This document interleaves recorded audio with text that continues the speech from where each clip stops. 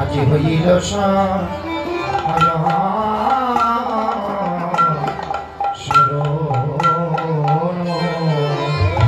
যাইলে ভাবে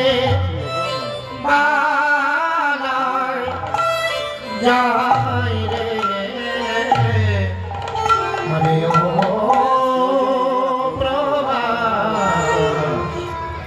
প্রভা সজ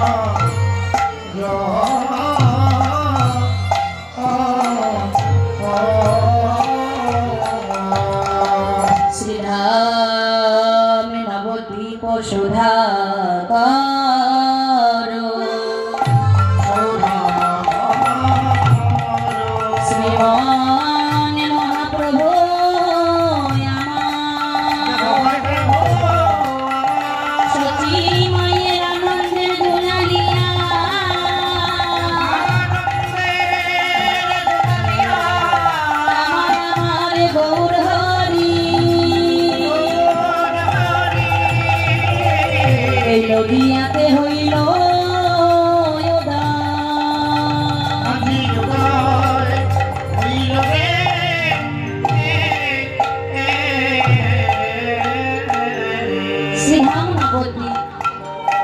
মহাপ্রভু গৌর সুন্দরামা এই নদিয়ার মাঝে গৌর হরি আবির্ভাব হলেন বাবা। তাহলে আমাদের জানা দরকার এই গৌর সুন্দর কি, তিনি কেন নদিয়ার মাঝে আবির্ভাব হলেন, শাস্ত্রে কি বা বলছেন?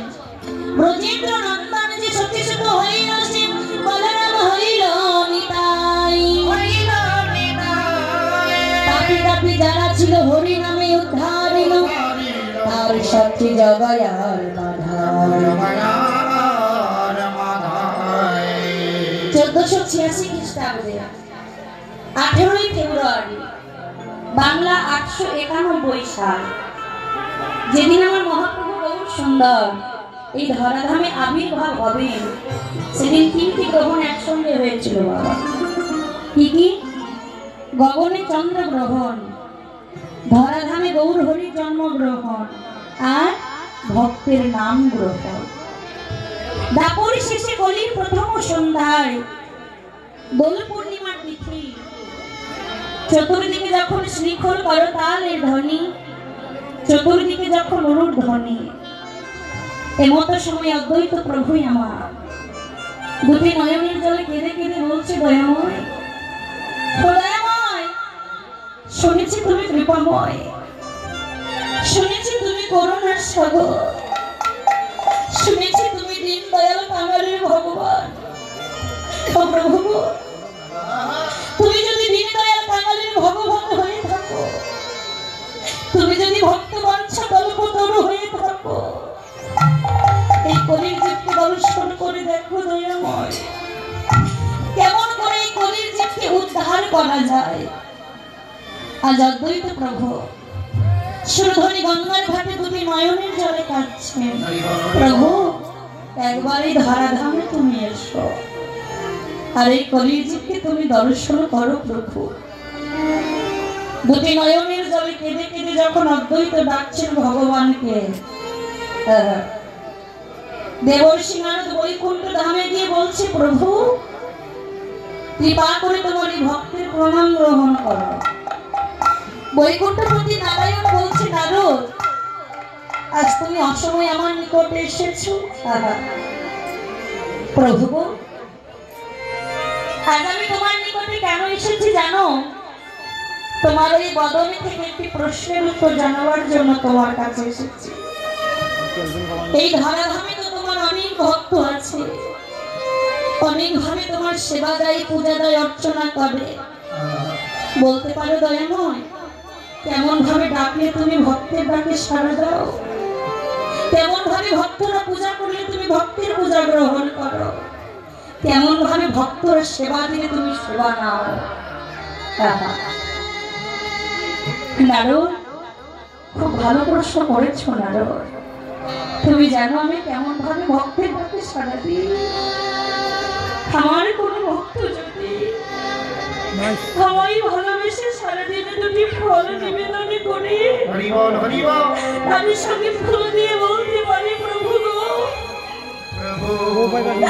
আজ তোমার এই ভক্ত তোমার সেবার জন্য দুটি ফল ফুল দিয়ে তোমাকে নিবেদন করলো, কৃপা করে তুমি এই ভক্তের সেবা গ্রহণ করো প্রভু। নারদ মুনি বলে উঠল, প্রভু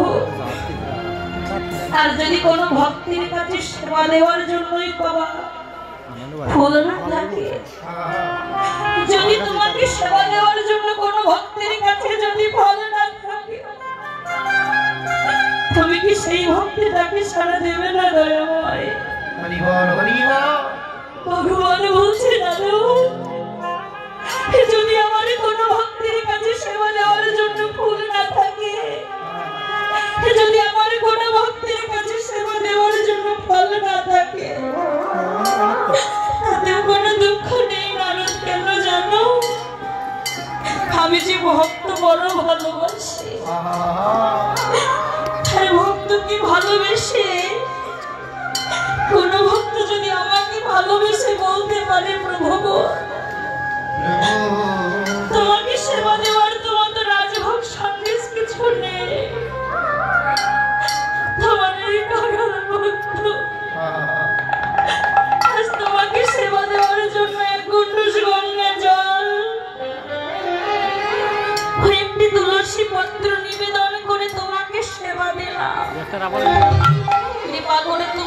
ভক্তির সেবা গ্রহণ করো।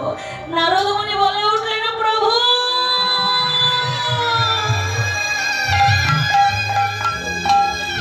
প্রভু, আর যদি কোনো ভক্তির কাছে সেবা দেওয়ার জন্য যদি ওই গঙ্গা জলই না থাকে, যদি তোমাকে সেবা দেওয়ার জন্য ওই ভক্তের কাছে যদি ওই তুলসী পত্রই না থাকে, তুমি কি সেই ভক্তির নাকি সারা দেবে না? ভগবান বলছে, আমার ভক্তের কাছে যদি আমাকে সেবা দেওয়ার জন্য তুলসী পত্র না থাকে, আমার ভক্তের কাছে যদি সেবা দেওয়ার জন্য গঙ্গা জল না থাকে, আমি যে আমার ভক্তকে দিয়েছি দুইটি নয়ন,